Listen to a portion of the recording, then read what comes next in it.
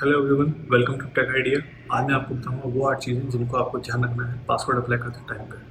तो सबसे पहला पॉइंट, अगर आप गवर्नमेंट एम्प्लॉय हैं या पीएसयू वर्कर हैं तो उसके लिए आपको पहले आइडेंटिटी सर्टिफिकेट अपना प्रिपेयर करके रखना है। आइडेंटिटी सर्टिफिकेट में आपका आता है एनेक्जर ए, एनओसी के लिए आता है नो ऑब्जेक्शन सर्टिफिकेट जिसे हम कहते हैं एनेक्जर जी, जो भी आपको अपने एम्प्लॉयर से लेना है। एंड देन आपका आता है prior intimation letter annexure H. इसमें एनेक्जर ए में आपका क्या होता है, एनेक्जर ए आपका एक फॉर्मेट रहता है जो आपको पासपोर्ट इंडिया की साइट पर मिल जाएगा। वो मैं आपको बताता हूँ कहाँ से। यहाँ पे आप एनेक्जर्स एंड एफिडेविट्स पे जाएंगे। यहाँ पे आपको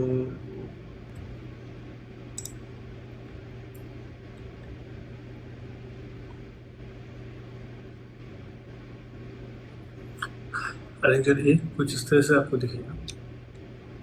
ये एनेक्जर ए है। ये आपको अपने जो भी आप जिस डिपार्टमेंट में काम कर रहे हैं उस डिपार्टमेंट के लेटर हेड पे आपको इसे लेके आना है। यहाँ पे आप डिटेल्स अपनी फिल कर देंगे। फिल करने के बाद यहाँ पे नेम एंड एड्रेस, जो भी अधिकारी आपका अपॉइंटिंग अथॉरिटी है, याद रखिए वो अपॉइंटिंग अथॉरिटी की बात हो रही है, कोई इमीडिएट सुपरवाइजर की बात नहीं हो रही है। जिसने आपका अपॉइंटमेंट करा है वो आपको देगा इसको। यहाँ पे आप फोटो टेस्ट अपना करा लीजिएगा, उनका डिटेल बाकी फिल करके अपने डिपार्टमेंट के लेटर हेड पे लाइएगा। अगर आप डिपार्टमेंट के लेटर हेड पे नहीं लाते हैं, किसी को ऐसे प्रिंट कर लाते हैं, तो आपका annexure A as a annexure G count होगा, यानी कि एनओसी में काउंट होगा।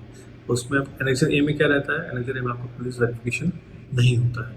आपका पासपोर्ट सीधे सीधा ग्रांटिंग में जाता है, वहाँ से आपका पासपोर्ट आ जाएगा। ये प्रोसेस बहुत फास्ट रहता है इसका।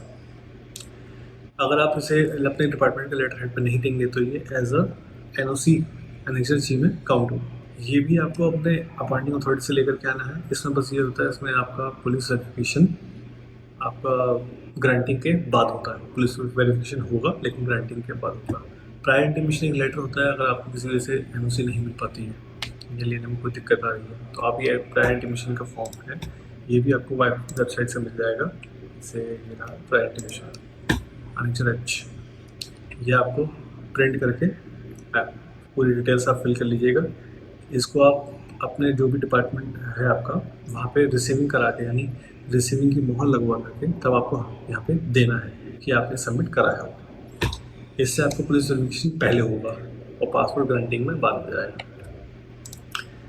दूसरी क्या बात याद रखनी है आपको, माइनर्स, जो वो बच्चे जिनकी एज अभी 4 साल या 4 साल से कम है, उन बच्चों का आपको एक पासपोर्ट साइज फोटोग्राफ, उस फोटोग्राफ में 80% उनका फेस होना चाहिए, 20% स्पेस विद वाइट बैकग्राउंड। एक पासपोर्ट साइज फोटोग्राफ आपको ज़रूर ज़रूर ज़रूर कैरी करके लेके जाना है साथ में। माइनस वो जो 18 साल से नीचे हैं, उन सभी माइनस के लिए आपको साथ में एनेक्जर सी डी या दोनों लेके जाने पड़ सकते हैं। अब मैं आपको बताता हूँ कैसे कैसे। इन माइनर के केस में मदर फादर दोनों को जाना ज़रूरी होता है। इन दोनों मदर फादर के जाने में, अगर मदर फादर दोनों जाते हैं तो आप एनेक्जर डी भर के लेके जाएंगे।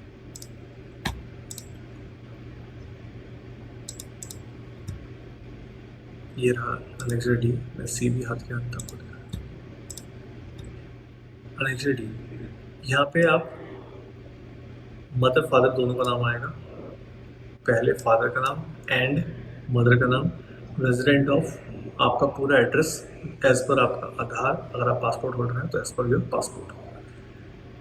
गिवन पर्टिकुलर्स ऑल ऑफ, यहाँ पे बच्चे का नाम आ जाएगा इधर, यहाँ पे फादर का नाम, यहाँ पे मदर का नाम, यहाँ बच्चे का नाम, बच्चे की डेट ऑफ बर्थ, बच्चे का प्लेस ऑफ बर्थ। यहाँ पे इन सबको एज पर टिक कर दीजिएगा, वी इन सबको ऐसे टिक कर दीजिएगा। यहाँ प्लीज लिख दीजिएगा, डेट डाल दीजिएगा, फादर का सिग्नेचर, मदर का सिग्नेचर, पासपोर्ट है तो पासपोर्ट नंबर दोनों के, वरना आधार नंबर या वोटर आईडी दोनों पे फिल कर दीजिए। ये एनेक्जर डी आपका प्रिपेयर हो गया। अगर दोनों पेरेंट्स आ रहे हैं तो सिर्फ एनेक्जर डी साथ में कैरी करके लेके जाना है। माइनर केस में डॉक्यूमेंट्स क्या क्या लगेंगे, बच्चे का आधार कार्ड या बर्थ सर्टिफिकेट, मदर फादर के पासपोर्ट अगर पासपोर्ट होल्डर है तो, नहीं है अगर पासपोर्ट तो आपका आधार कार्ड, वोटर आईडी या बैंक पासबुक, कोई एक, दोनों के, और एक एनेक्जर डी अगर दोनों जा रहे हैं तो। इन केस कोई भी एक पेरेंट बाहर है या किसी कारण एक ही पेरेंट आ पा रहा है तो उसके साथ में आपको डी तो भरना ही है। डी में आपको सेम भरना है सब कुछ, बस फ़र्क क्या रहेगा, मान लीजिए मदर नहीं आई है एग्जाम्पल के तौर पे, तो सिर्फ फादर अपना साइन करेंगे, मदर वाला कॉलम वो छोड़ देंगे। यहाँ पे पहले वाले कॉलम में जो मदर फादर का दोनों का नाम लिखा था, यहाँ सिर्फ फादर का नाम आएगा। इनकेस जैसे मैंने आपको बताया कि अगर मदर नहीं आई है तो सिर्फ फादर का नाम आएगा, अगर मदर आई है फादर नहीं है तो सिर्फ मदर का नाम आएगा, बाकी सेम एज इट इज़ भरा जाएगा। इसके साथ भरा जाएगा एनेक्सर सी, अगर सिंगल पेरेंट आता है तो।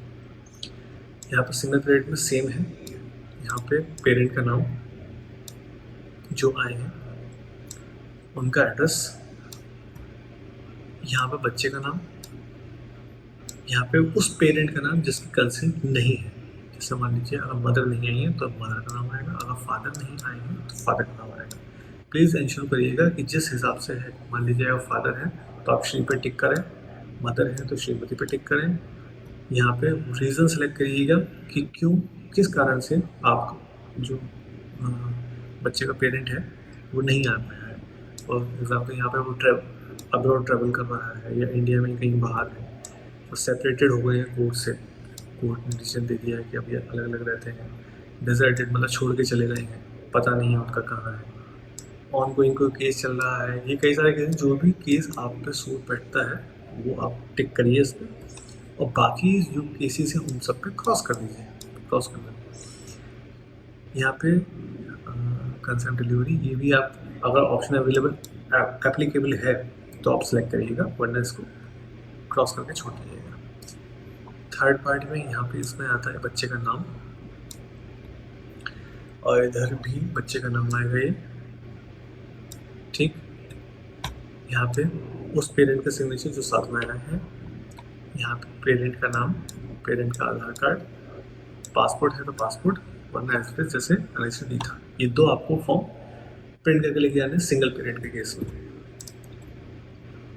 3 पॉइंट्स हमारे अब तक हो चुके हैं। चौथा पॉइंट, वो एडल्ट्स जिनकी एज 50 या 50 से ऊपर हो गई है, उनको आपका ACNR के लिए कोई डॉक्यूमेंट का प्रूफ कैरी नहीं करना है। 50 की एज अटेन करने के साथ ही उनको ACNR का स्टेटस ऑटोमेटिकली मिल जाता है। ACNR स्टेटस के लिए कौन कौन से डॉक्यूमेंट ज़रूरी हैं? वैसे तो हाई स्कूल या हाई स्कूल से अदर कोई भी डॉक्यूमेंट है एजुकेशन का तो वो आपका एलिजिबल है। दूसरा ITR, अगर वो बंदा फाइल करता है तो ITR से भी वो बंदा एलिजिबल हो जाता है। 5वां पॉइंट, जितने आपके डॉक्यूमेंट्स हैं, जैसे एक जनरल कैटेगरी में जो चाहिए होता है, एक एड्रेस प्रूफ, एक ID प्रूफ, एक एजुकेशनल सर्टिफिकेट।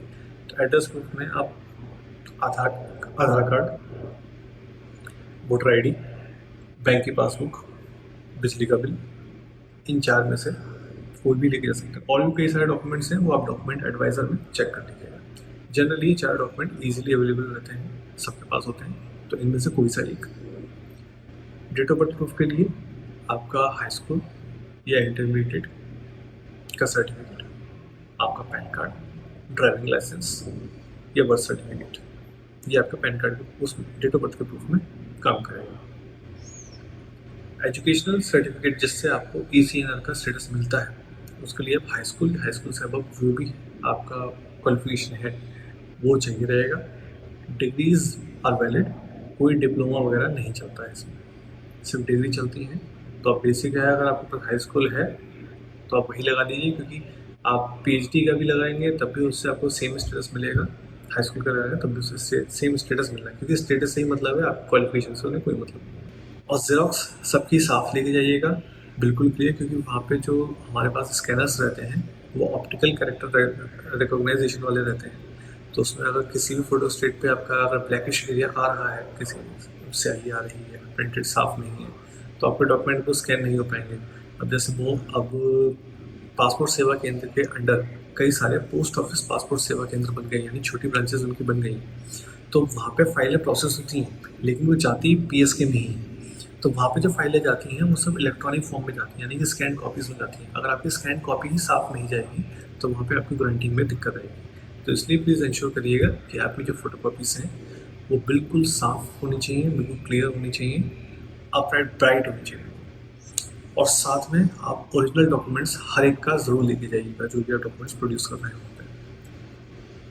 6वां पॉइंट, अगर आप रीइश्यू में अप्लाई कर रहे हैं तो गलती से भी पुराना पासपोर्ट नंबर डालना मत भूलिएगा, और या फिर वहाँ पे छुपाने की भी कोशिश मत करिएगा। अगर आप पहले आप पासपोर्ट बना हुआ है और आप किसी वजह से आपका डेट ऑफ बर्थ गड़बड़ है, नाम गड़बड़ है और आप छुपाने के लिए फ्रेश में अप्लाई करना है और अब ये सोच रहे हैं कि फ्रेश में अप्लाई कर लेने से अब मेरा पुराना पासपोर्ट पकड़ में नहीं आएगा, तो ऐसा नहीं है।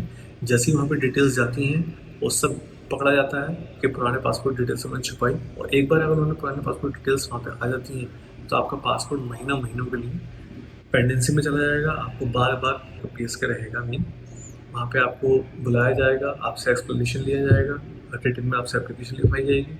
तो बेटर है इन सब झमेले से बचने के लिए कि अगर आपके पास पासपोर्ट है पुराना तो उसकी डिटेल्स प्रॉपरली फिल कर दीजिए, छुपाई करिए। 7th पॉइंट है, अगर आपने पहले कभी पासपोर्ट के लिए अप्लाई करा था और वो प्रोसेस पूरा कंप्लीट नहीं हुआ तो आप उसको मेंशन करिएगा वहाँ पे कि आपकी पुरानी फाइल नंबर क्या थी जो आपकी प्रोसेस नहीं हुई। अब यहाँ पे इनकम्प्लीट प्रोसेस को हम वही मानेंगे जहाँ पे फाइल नंबर आपका जनरेट हो चुका था लेकिन फाइनल नहीं हुआ। इनकेस आपका सिर्फ फ़ोटो वगैरह खिंचा है, सिर्फ सिग्नेचर था, लेकिन कोई फाइल नंबर आपको नहीं दिया गया था वहाँ से, तो वो आपका प्रोसेस माना ही नहीं जाएगा कि आपने कभी अप्लाई करा था। अप्लाई सिर्फ वही माना जाएगा जिस केस में आप ऑफिस गए और ऑफिस जाके आपको फाइल नंबर अलॉट हुआ लेकिन पासपोर्ट आपको कभी मिला ही नहीं, तो वो फाइल नंबर आपको मेंशन करना पड़ेगा, वो इनकम्प्लीट फाइल में आता है। अगर आप फाइल नंबर वो नहीं बताएंगे तो जब तक वो फाइल सिस्टम में क्लोज नहीं होगी आपको नया पासपोर्ट इशू नहीं होगा। 8th एंड फाइनल, आप जो भी अपनी आईडी लेकर के जा रहे हैं पहले ही अपने आप खुद चेक कर लीजिए कि आपका एड्रेस, डेट ऑफ बर्थ और एजुकेशन सर्टिफिकेट्स में आपका नाम सब कुछ सेम हो, किसी में कोई गलती ना हो। गलती अगर है तो आप उसको पहले सही करा दें। बोनस पॉइंट मैं आपको बताता हूँ क्योंकि 8 पॉइंट्स हमारे कवर हो चुके हैं। बोनस की पॉइंट्स है कि पासपोर्ट को जल्द से जल्द कैसे लिया जाए। एक तो इन सारे 8 पॉइंट का आप ध्यान रखिएगा। अगर आप 8 पॉइंट एकदम सही से फॉलो करेंगे, पासपोर्ट भी सही से भरेंगे तो कहीं से कहीं तक आपको कोई दिक्कत नहीं आएगी। और पासपोर्ट आपको जल्दी अगर मंगवाना है तो आप जैसे अप्लाई करा आपने, आपके पास फाइल नंबर आ गया, फाइल नंबर आने के बाद आप वापस से अपने पासपोर्ट जो लॉगिन था उसको आप लॉगिन करेंगे। यहाँ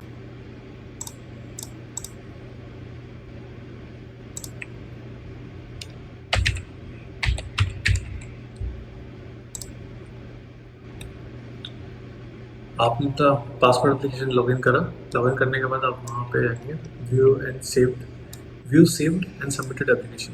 तो उस आईडी से आपने जितने भी पासपोर्ट एप्लीकेशन अप्लाई करी होगी वो सब आपकी इस तरह से यहाँ दिखाएगा।